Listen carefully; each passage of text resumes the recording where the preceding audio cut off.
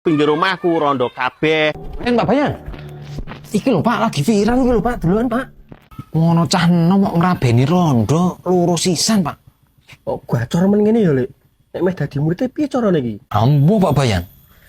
Nek ngrabeni rondo iki ndak yo entuk pahala Pak Bayan. Ya jelas, nresnani rondo ki emang akeh ganjarane. Apa meneh loro. Mosok Mas Din? Aku yo pengen Mas Din. Nek pengen jelas ning gone Pak De wae sing wis pengalaman. Ayo kan. Pak De. Wis krungu aku.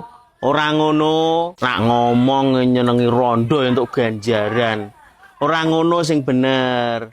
Kanjeng Nabi ki ngajari sapa wonge sing ngrumat rondo, ngrumat wong-wong sing ora duwe, kuwi termasuk jihad fisabilillah. Nah, ngrumat sing paling apik ya ngepek rondo. Ning ya ora kudu ngepek, sing penting kowe mbantu uripe rondo-rondo sing ora duwe maisa. Lah emang kowe gelem ngopeni rondo?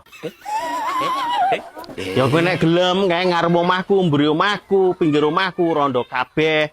Enek sing 71, enek sing 61, enek sing 55, kowe milih sing endi? Ya aku garem blonjokke rondo iki. Pak Dito mira sesuai ekspektasi kok. Lah kok malah do bubar? Lah kowe golek seneng apa golek ganjaran? Lek seneng.